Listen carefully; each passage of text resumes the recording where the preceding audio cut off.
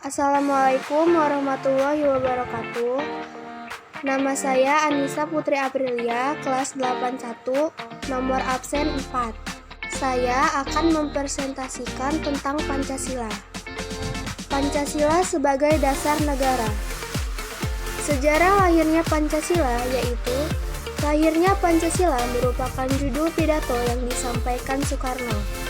Badan Penyelidik Usaha Persiapan Kemerdekaan Indonesia atau BPUPKI mengadakan sidang pertama dari 29 Mei sampai 1 Juni 1945 yang berisi lahirnya Pancasila.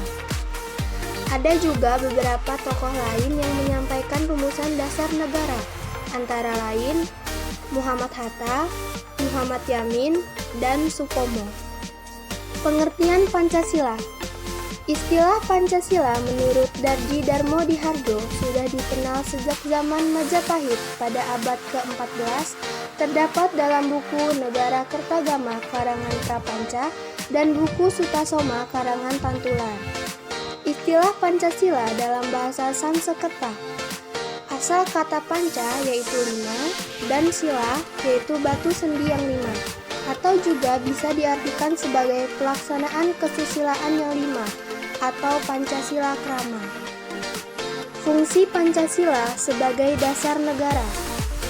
Salah satu fungsi Pancasila sebagai dasar negara sesuai dengan pembukaan Undang-Undang Dasar 1945 yang pada hakikatnya adalah sebagai sumber dari segala sumber hukum atau sumber tertib hukum.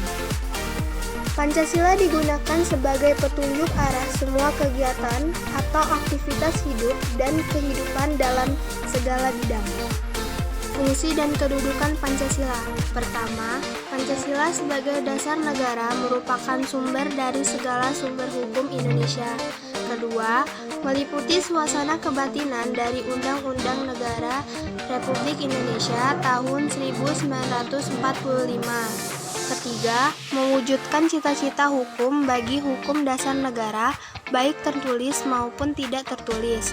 Keempat, mengandung norma yang mengharuskan undang-undang, mengandung isi yang mewajibkan pemerintah dan penyelenggaraan negara lainnya memegang teguh cita-cita moral rakyat yang luhur.